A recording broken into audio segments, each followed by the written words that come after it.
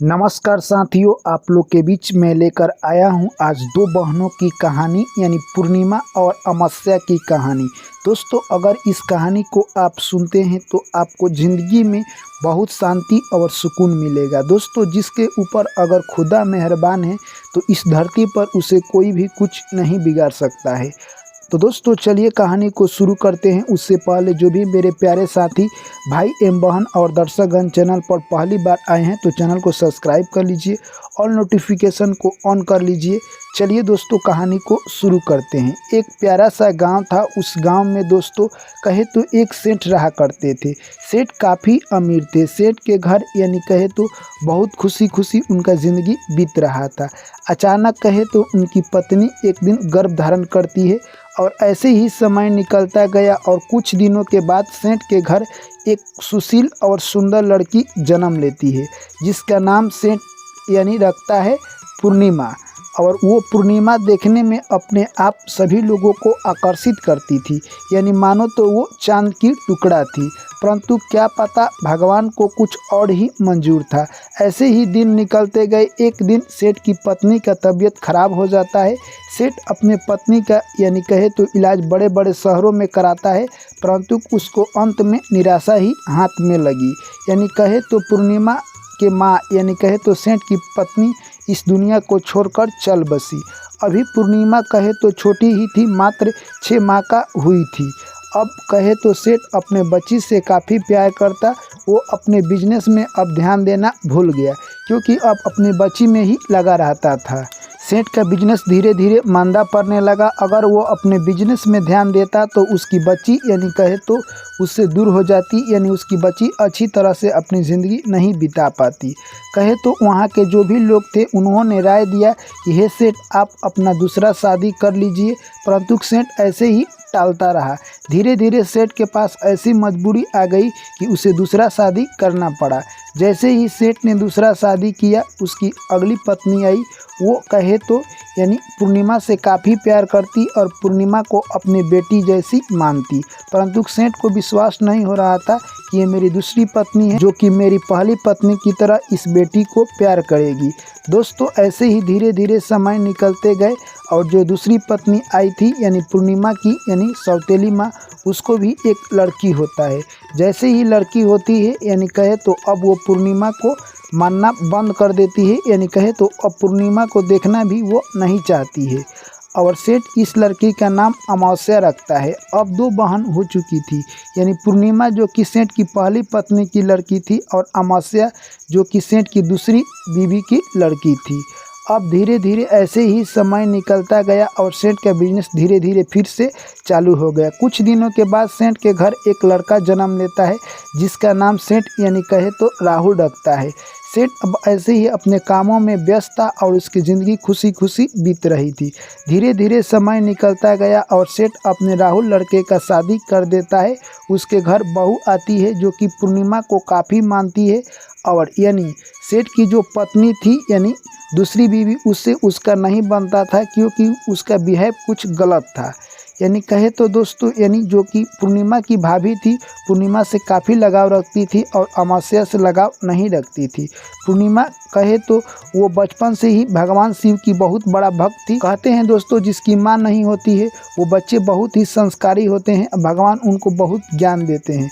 ठीक उसी प्रकार पूर्णिमा भगवान की भक्ति में लीन रहती और वो अपनी उम्र से ज़्यादा समझदार थी। ऐसे ही धीरे धीरे समय निकलता गया। अब ये दोनों लड़की सयान हो चुकी थी। वहीं पर सेठ एक दिन अपने बीवी से कहता है कि मैं चाहता हूं कि पूर्णिमा और अमावस्या दोनों को अच्छी घर में शादी कर देना चाहिए। तभी यानी सेठ की बीवी बोलती है कि पूर्णिमा को अच्छी घर में शादी करने की कोई ज़रूरत नहीं है, क्योंकि हमारी 2 बिटिया है, हम लोग उतना धन कहाँ से लाएंगे।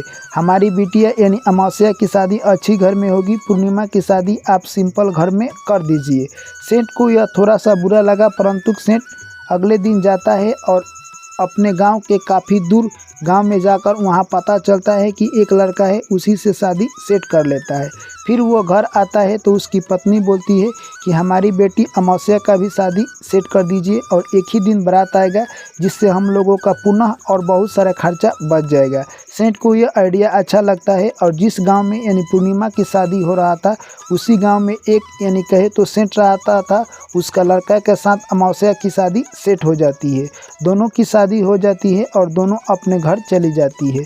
पूर्णिमा गरीब घर में जाती है जो कि संस्कारी थी, अपने सभी लोगों को संस्कार से रखती है। वहीं अमावस्या यानी कहे तो धनी घर में जाती है। उसके घर नौकर चाकर लगे हुए थे, परंतु उसके पास कोई संस्कार नहीं था।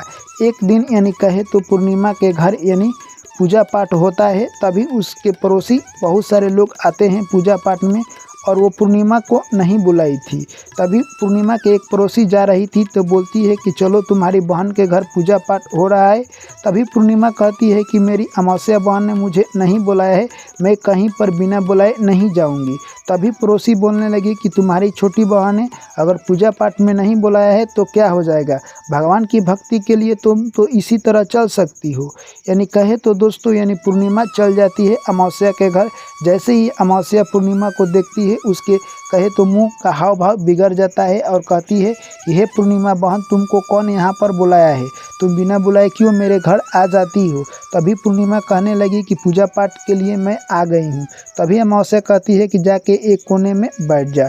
धीरे धीरे पूजा पाठ संपन्न होता है दोस्तों। उसके बाद यानी कहे तो अमावस्या ने प्रसाद बांटना शुरू किया और पूर्णिमा को प्रसाद नहीं दी। पूर्णिमा प्रसाद मांगती रह गई, अमावस्या ने पूर्णिमा को प्रसाद नहीं दिया। उसको बहुत बुरा लगा और वो सोचने लगी कि ज़िंदगी का मेरा सबसे आज खराब दिन है, और वहाँ से निराशे हाथ वो अपने घर चली जाती है।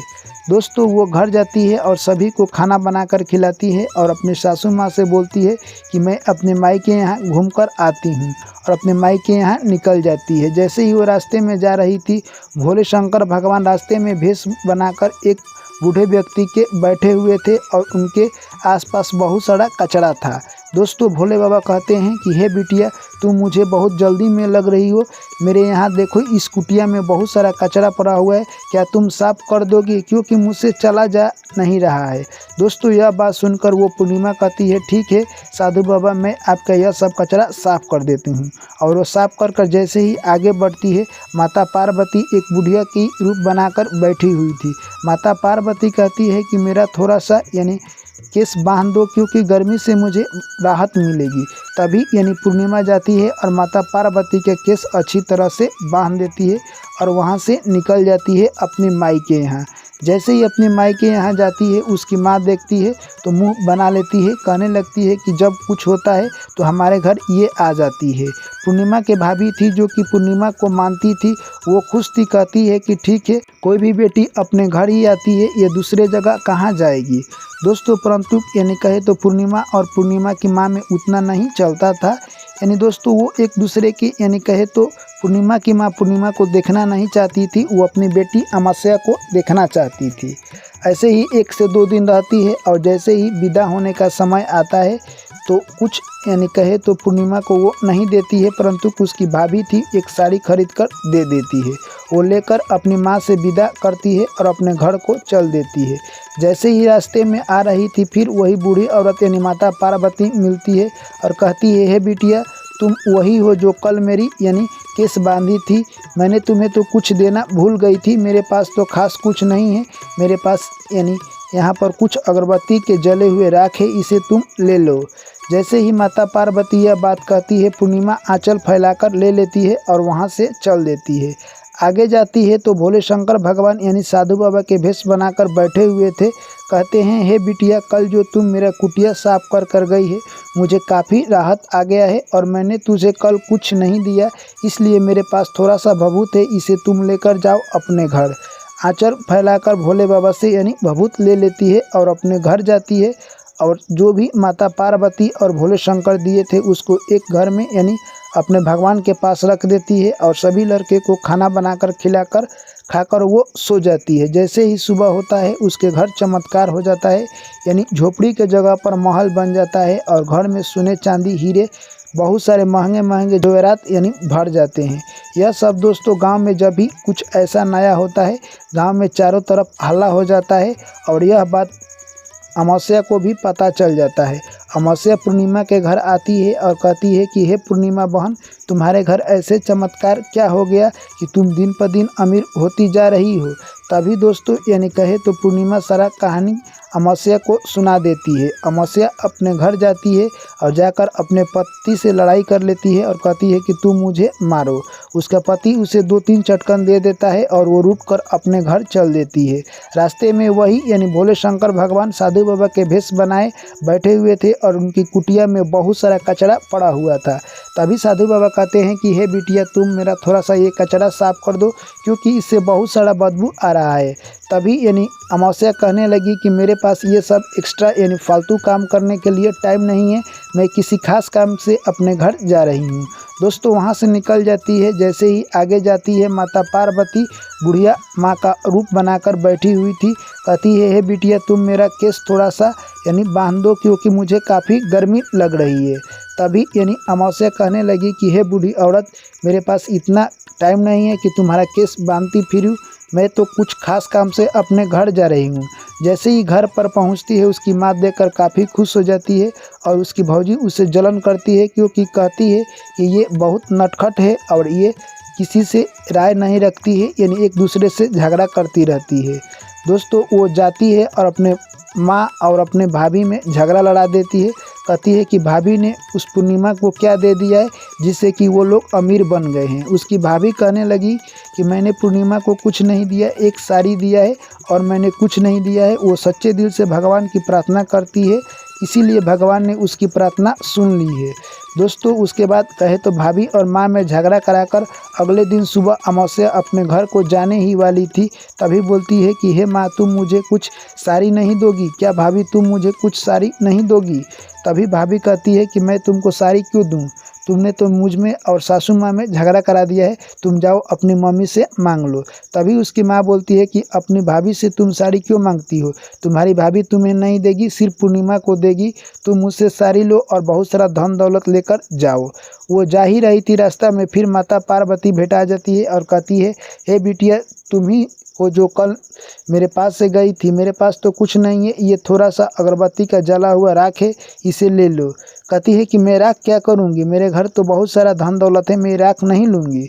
आगे जैसे ही जाती है यानी वो भोले बाबा यानी बूढ़े बाबा के भेष बनाकर बैठे हुए थे, वहाँ पर जाती है तो भोले शंकर कहते हैं कि ये थोड़ा सा भभूत ले लो। तब अमावस्या ले लेती है और अपने घर पहुँच जाती है और वो भभूत लेकर अपने घर में रख देती है, खाना बनाती है, किसी को खिलाती नहीं है, खुद खाकर सो जाती है।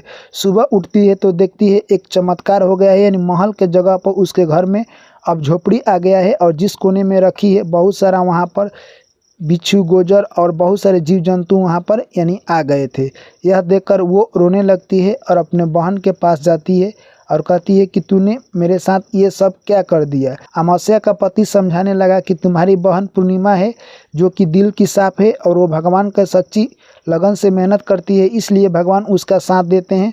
तुम तो दिखावा कर रही हो, इसीलिए तुम्हारा भगवान साथ नहीं देते हैं और तुम गलत बिहेव करती हो सब किसी के साथ, इसीलिए भगवान तुम्हारा साथ नहीं देते हैं। चलो तुम्हारे साथ ऐसा ही होना था।